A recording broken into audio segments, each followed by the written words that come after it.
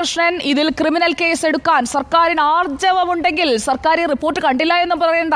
ഇപ്പോൾ മാധ്യമങ്ങളിൽ വന്നുകൊണ്ടിരിക്കുന്ന ഈ ഒറ്റ പേജ് ഒന്ന് വായിച്ചു നോക്കട്ടെ മന്ത്രി സജി ചെറിയാൻ. Page number 124. അതിൽ 247-ാമത്തെ പാരഗ്രാഫിൽ പറയുന്നത് എന്താണ്? The strange thing about banning is that it requires no serious issues to ban a person from cinema. ഒരാളെ സിനിമയിൽ നിന്ന് പുറത്താക്കണമെങ്കിൽ അയാൾ ക്രിമിനൽ കുറ്റമൊന്നും ചെയ്യേണ്ട, സീരിയസ് ആയിട്ടുള്ള ഒരു ഒഫൻസും വേണ്ട. പക്ഷേ ചിലർക്ക് ഇഷ്ടപ്പെടാതെ വന്നിട്ടുണ്ടെങ്കിൽ നിങ്ങൾ പുറത്താണ്, പടിക്ക് പുറത്താണ്.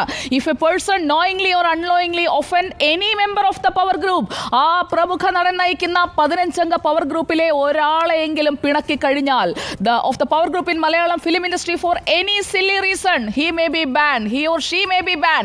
പുറത്താണ്, അത് ഈ റിപ്പോർട്ട് കണ്ടെത്തിയിരിക്കുന്നതാണ്. If a member from the power group is not pleased with someone in cinema, whether he be an actor, producer, director or anyone in cinema, however efficient he may be, എത്ര കഴിവുണ്ടെങ്കിലും power ഗ്രൂപ്പിന് ഇഷ്ടപ്പെട്ടില്ലെങ്കിൽ പടിക്ക് പുറത്താണ് ഉണ്ണി ബാലകൃഷ്ണൻ. ആ power ഗ്രൂപ്പിന്റെ സിനിമയിൽ മാത്രമല്ല കേട്ടോ, അതുകൂടി വളരെ വ്യക്തമായിട്ട് ഈ റിപ്പോർട്ടിൽ പറയുന്നുണ്ട്. അതായത് അതൊരു പവർ ഗ്രൂപ്പാണ്. ആ പവർ ഗ്രൂപ്പ് ഒരു സിനിമ നിർമ്മിക്കും. ആ സിനിമയിൽ അവർക്ക് താല്പര്യമുള്ള ആളുകളെ മാത്രമേ അവർ ഇൻക്ലൂഡ് ചെയ്യുള്ളൂ.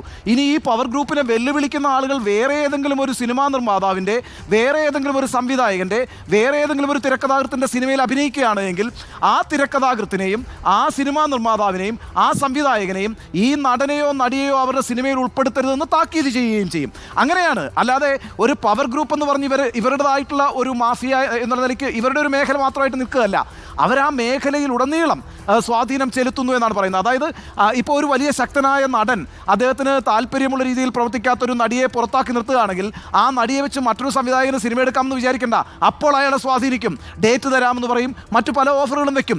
അങ്ങനെ അയാളെ സ്വാധീനിച്ച് അവിടെ നിന്നും പുറത്താക്കും. അങ്ങനെയാണ്. അങ്ങനെ നിങ്ങളെ ഈ ഇൻഡസ്ട്രിയിൽ നിന്ന് ഇല്ലാതാക്കി കളയും. ആ അർത്ഥത്തിൽ അതിശക്തന്മാരാണ് താരരാജാക്കന്മാരും വളരെ ശക്തരായ നിർമ്മാതാക്കളും വളരെ ശക്തരായ തിരക്കഥാകൃത്തുക്കളും സംവിധായകരും ഒക്കെ.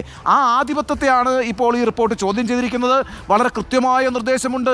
ഏത് തരത്തിലുള്ള പരാതിയും ഇപ്പോൾ തന്നെ സജി ചെറിയാൻ പറയും, നമ്മൾ കേട്ടതാണ്, എന്തെങ്കിലും പ്രശ്നമുണ്ടെങ്കിൽ രഹസ്യമായി പരാതി തരൂ, ഞങ്ങൾ രഹസ്യമായി അന്വേഷിച്ച് ശക്തമായ നടപടിയെടുക്കുമെന്നാണ് പറയുന്നത്.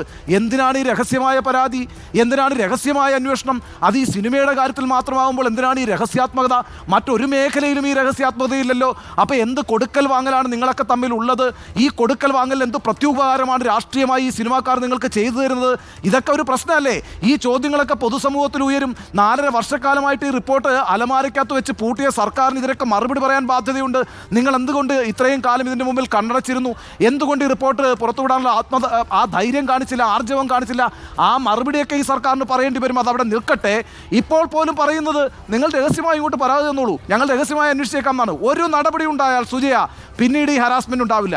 ഉണ്ണി ബാലകൃഷ്ണൻ നോക്കൂ, AMMA എന്ന് പറയുന്ന ഒരു സംഘടനയുണ്ടല്ലോ, അത് നമ്മൾ ഒറ്റവാക്കിൽ വായിച്ചു കഴിഞ്ഞാൽ പറയേണ്ട ആവശ്യമില്ല എന്ന് നമ്മൾ തീരുമാനിച്ചിരിക്കുകയാണ്. അതൊരു എഡിറ്റോറിയൽ പൊസിഷനാണ്. AMMA എന്ന് പറയുന്ന സംഘടന, ആ സംഘടനയുടെ ICCയിൽ ഇന്റേണൽ കംപ്ലയിൻറ്റ്സ് കമ്മിറ്റിയിൽ പറഞ്ഞാൽ പോലും അത് അതീവ രഹസ്യത്തോടെ സൂക്ഷിക്കേണ്ട, അതാണ് ആ കമ്മിറ്റിയുടെ ഘടന പോലും അങ്ങനെയാണ്. എന്നിട്ട് പോലും ആ കമ്മിറ്റിയിൽ പറയുന്നത് വരെ പുറത്തു വരികയാണ്. പിന്നെ എവിടെ പോയാണ് ഇവർ പരാതി പറയേണ്ടത്? ആ ചോദ്യം അവിടെ നിൽക്കുകയാണ്.